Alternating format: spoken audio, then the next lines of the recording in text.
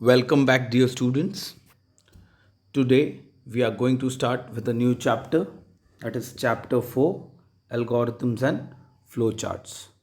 In this part 1 of this chapter, we are going to talk about algorithms.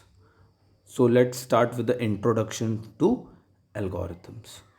Okay? So, students, can you think of a day in your life that goes without problem solving? The answer to this question is no. Okay, every day in your life you perform various activities, and during performing these various activities, you try to solve different types of problems, like packing your school bag. Okay, packing your school bag is a task, is an activity that you do every day before going to school. Okay, polishing your shoes, again an activity, a problem that you are solving. Okay, doing your homework and many other things in your life that you do. At the end of the day, you're solving a problem or you're performing an activity. Okay, now all these activities involve series of steps. Okay, these activities involve series of steps. Okay, and you have to perform these activities, you have to perform these series of steps in a sequential order. Okay, in a sequential order. Why? In order to get the desired output. So if you want to perform any activity, okay, so you have to perform a series of steps to complete that activity. And how are you going to perform those steps? In a sequential order. Okay, not in an unsequential order. So this point is very important, the sequential order. What is the meaning of sequential order? In a proper sequence, in a logical sequence. Okay, for example, if you want to take bath, okay, you are going to take your clothes off, and then you're going to pour water on your body. Yes or no? So what is the first step? The first step is you take your clothes off, and then you pour the water. Okay, so that is the logical sequence. Okay, so whenever we want to perform any activity, it involves series of steps and in a sequential order.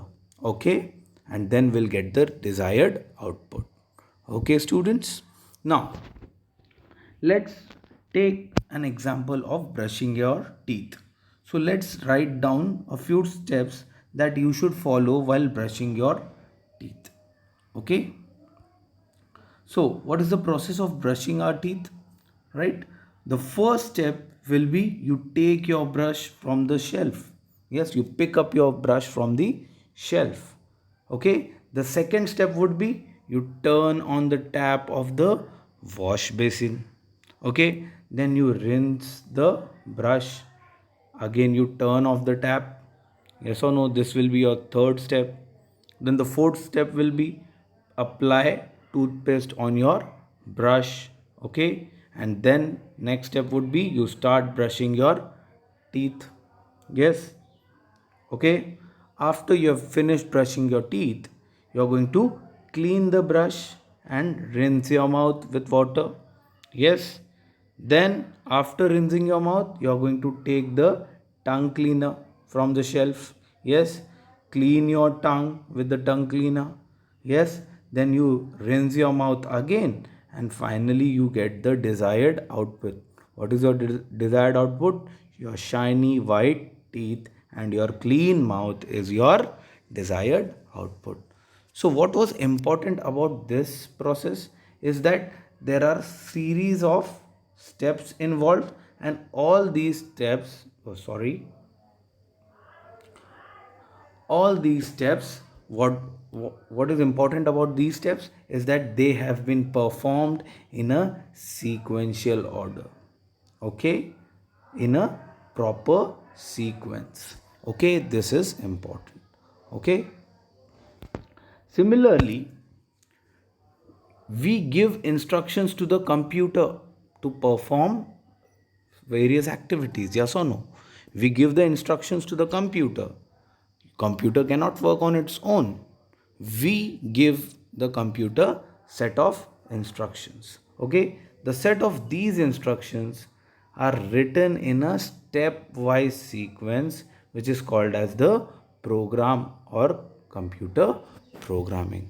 Okay, now, if a programmer forgets to place some instructions or writes the instructions in a wrong sequence, okay, what will happen?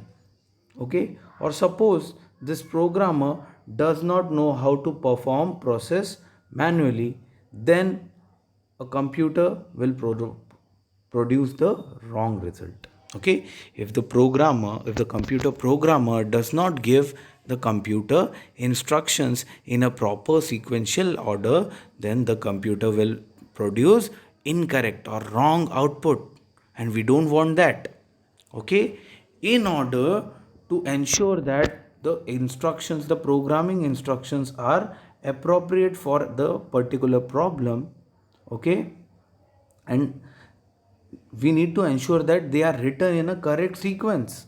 Okay, that's why we need to plan the program logically before writing it. So whenever you want to give instructions to a computer, you want to create a computer program, you have to plan it logically.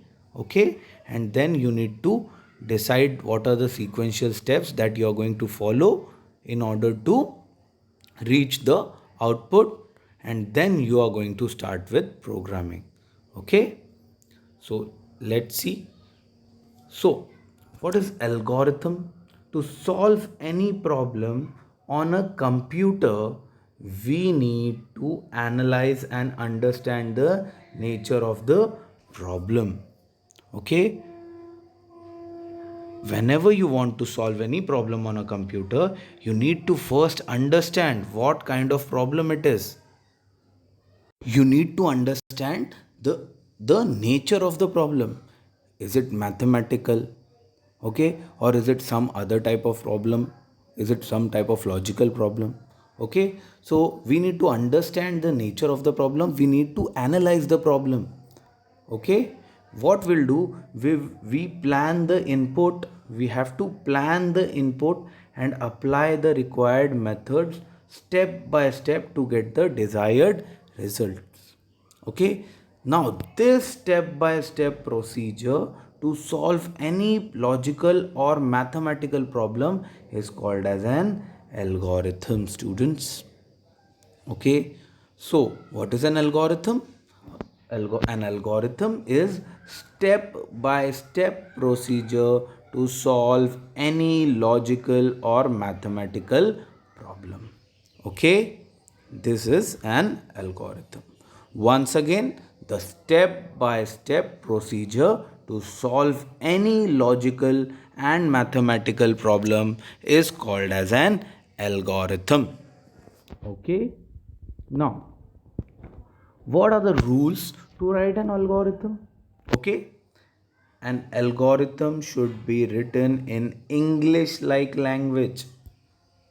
Okay, for us it is English language only. Okay, you can even write it an algorithm in Hindi.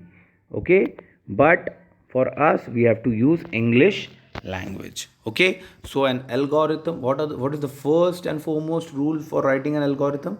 That an algorithm should be written in English like language. Okay, then an algorithm, it should be written in simple and precise manner so that everyone can understand it. The way you write an algorithm should be a very simple way, and it should also be in a precise manner. Precise means less number of words should be required, as less as possible. Okay, then an input is required to write an algorithm. So whenever you write algorithm, you require input. What is input? We will talk about it, but I'll give you the example. Just a few moments ago, we discussed about steps to brush your teeth, right? So To brush your teeth, what was the input required? The input was required the brush, the toothbrush, toothpaste, the tongue cleaner, water. All these things were the input in that algorithm. So, an input is always required to write an algorithm. Okay. The next important rule is that each step should be written in a sequential manner. Sequential manner. I had already stressed on it that all the steps to solve any particular problem should always be written in a sequential order, that is properly one after the other. Okay, you need to follow the proper sequence. Okay, then we can also include variables and define mathematical expressions to calculate the result. Okay, what a variable, students? A variable is something whose value can change, can vary. Okay, so we can define different variables and mathematical equations or expressions, okay, to calculate the result. Okay, we can also use different formulas in it, mathematical formulas in it. Okay, so we'll understand all these points again when we cover the example algorithm. Okay, now next. Now, what is the next rule?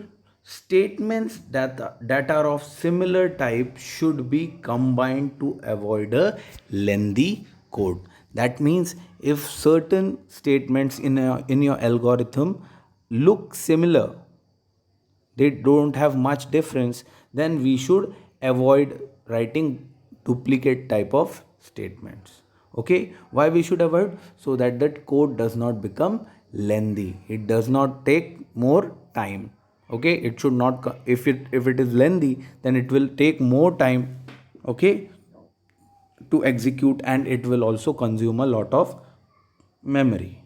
Okay, now next rule is that each instruction should be executed within a reasonable time frame.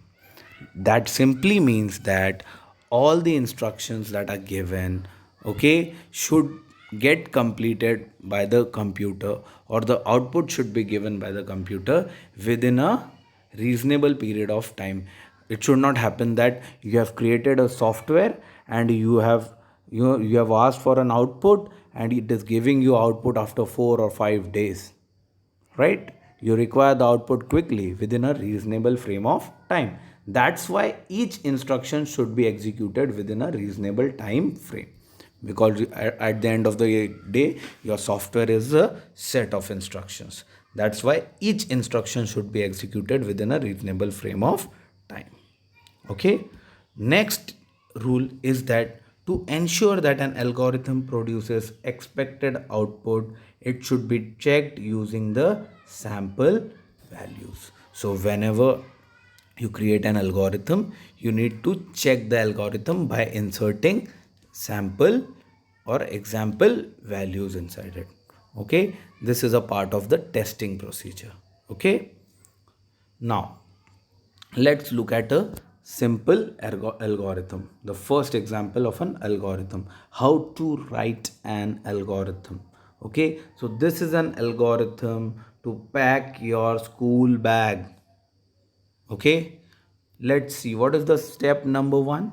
The step number 1, this is the way you write an algorithm. You write step 1, okay, and then you write that. What is that step? Step 1, you open your bag.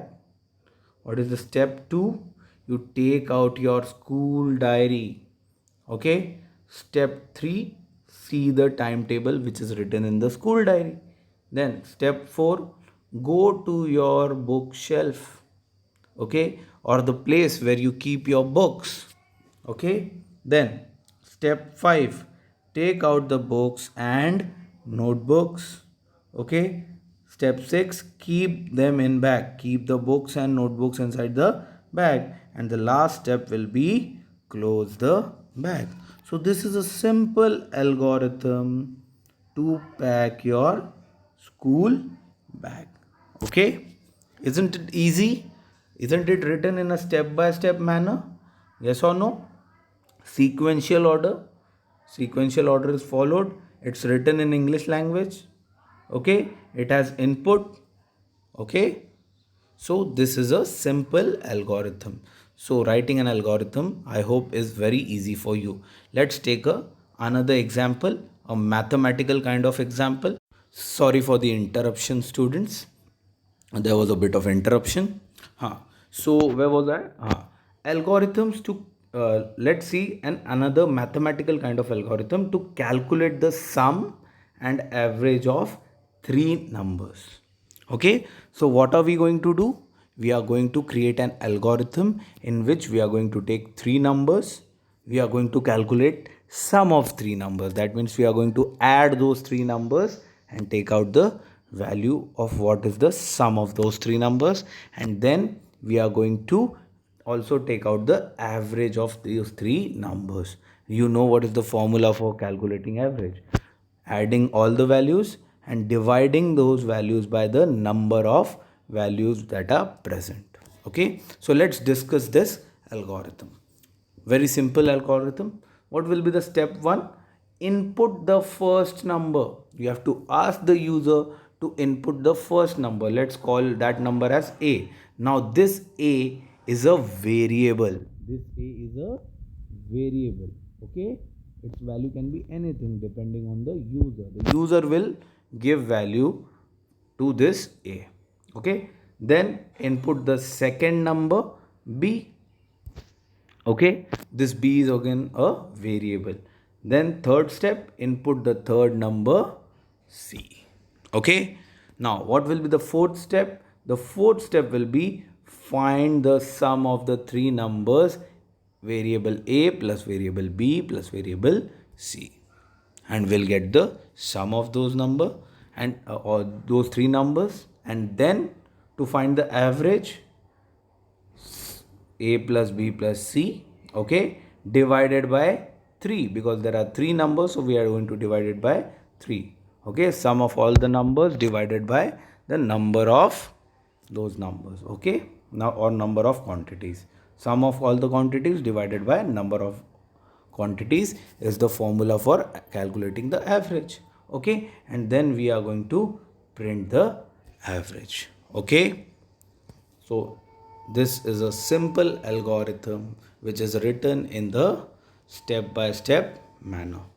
Okay, let's take one more example. Okay, this is an algorithm to make a grilled sandwich. Okay, very simple algorithm. Okay, so what you need to do, you need to take two bread slices and chopped vegetables. That is your step 1. So how do you make a grilled cheese sandwich? Grilled sandwich. Let's see, you need to take two bread slices and the first step, and the chopped vegetables. Okay, then the second step will be you need to spread the butter on the bread slices. Okay, then keep the chopped vegetables between the bread slices. Okay, then step 4, grease the toaster with the oil. Okay, you have to apply oil on the toaster. Then you will place the bread sandwich in the toaster. Okay, and switch then next step, step 6 will be switch on the toaster, and we need to grill the sandwich when the and then step 7, which is the last step, when the sandwich is ready, serve it hot.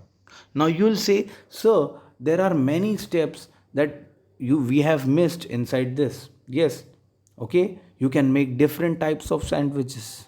Okay, and you can make this algorithm more lengthy.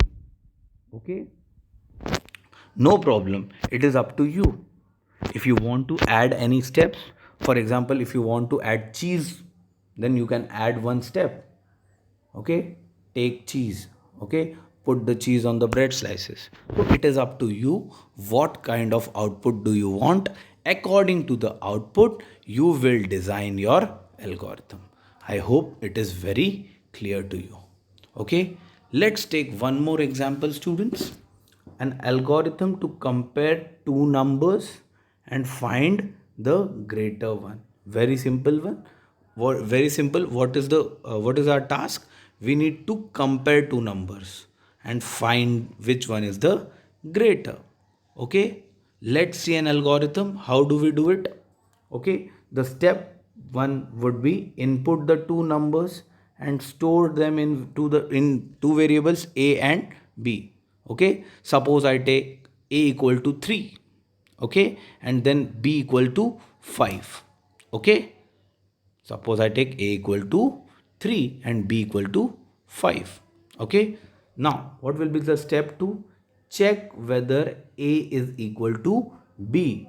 Okay. Check whether a is equal to b. Now, a's value, what had we taken? A equal to 3 and b equal to 5, right? So, now let's check whether a is equal to b. Is a equal to b? Is 3 equal to 5? No. So what is it saying in the second step? If true, then go to step 3, else go to step 4. So what is the step 3? Print that both the numbers are equal and we will stop. But see, a is 3, b is 5. Yes, so they are not equal. Then else we need to go to step 4. So what is step 4? Compare a and b. Okay, compare a and b. So we are going to compare 3 with 5. If a is greater than b, is a greater than b? A is 3 and b is 5. No, go to, so a is not greater than b. Okay, if it would have been greater, then we had to go to step 5. Otherwise, else we will go to step 6. Okay, so else is correct, yes or no? A is not greater than b. So will we go to this step? Print a is greater and stop? No. We will go to step 6. Print b is greater and then we will stop. Okay. So this was just an example. You can take any value of this a and b because they are variables. You want to take a equal to 6, b equal to 4. You can take any value. That's why these a and b over here are called as variables. Its value can vary depending on the user's requirement. Okay, so this is a simple algorithm to compare two numbers and find out which number is the greater. I hope it is clear to you. Okay, now next we need to understand what are different characteristics of a algorithm, or we need to see a good algorithm, what is needed in order to make your algorithm a good algorithm.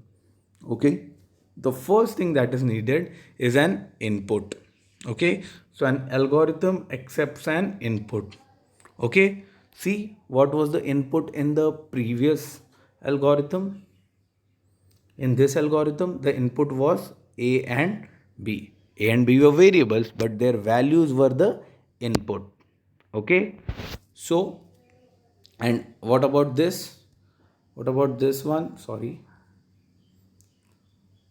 What about this one? In your this algorithm, what was the input? Your school bag. Okay. Your timetable, your books. Okay. Notebooks. All these were the input. Okay, and finally you get a packed school bag. This is our output, packed school bag. Okay, so an algorithm accepts an input. It always accepts an input. Next is the generality. Okay, the next important characteristic is the generality. That means an algorithm can also work on set of inputs. You can either give single input, okay, or you can also give set of inputs, like in this problem. See, sorry, like in this problem, see, we are giving two inputs. In the previous one, we are giving three inputs. So an algorithm can also work on set of inputs. An algorithm works on a set of inputs. Okay. Next important characteristic is the definiteness. Okay. So each instruction should be written in a simple and precise manner so that everyone can understand it. Okay. So next, this is very easy one. We have already discussed this, that the we should write every instructions very clearly, in a very simple manner, in an English like language. Okay, so that everybody, when anybody sees your algorithm and they understand, okay, fine, this is a good algorithm. Okay. Next, uniqueness. Okay, each step in an algorithm should be uniquely identified, and an output of each step should depend on the previous step. What does this point means is that every step in an algorithm should be different from the other step. We should not have any duplicate steps. Okay, we should not have same type of steps written. Each step should be unique. Unique means what? One in many, one different type. Okay, that is what unique. So every step should be unique. Okay. And also the output of each step should be depend on the previous step. That means the if there are, you want to reach an output, it should depend on all the previous steps. Okay. Next, finiteness. Okay, now very important characteristic, it should involve finite number of steps to reach the solution. Okay, it should not take infinite steps to reach a solution. Infinite means something you cannot reach only. Okay, so you should reach to a step within a you should reach to a output within a finite number of steps. Okay, I'll go, or simply I should put this in, if I put this in simple language, your algorithm should contain finite number of steps. Okay. Now, after the next characteristic is the output. After the instructions are executed, the user must get the desired result or desired output. Okay, after all the instructions are completed, we should get our output. So these are some of the important characteristics of an algorithm. Input, where an algorithm accepts the an input, it can accept one input or it can also accept set of inputs. Okay, each instruction should be written in a simple and precise manner. Why? Everybody can understand it. Then uniqueness, each step in an algorithm should be unique. Then we should reach the solution in a finite number of steps, it should not be infinite. And then last is that after the instructions are executed, the user must get the desired result. Okay students, so that's it with algorithm part of this chapter. We have completed the algorithm part of this chapter. In the next part, we will talk about what are flowcharts. Okay, so thank you for listening. Take care of yourself and be well.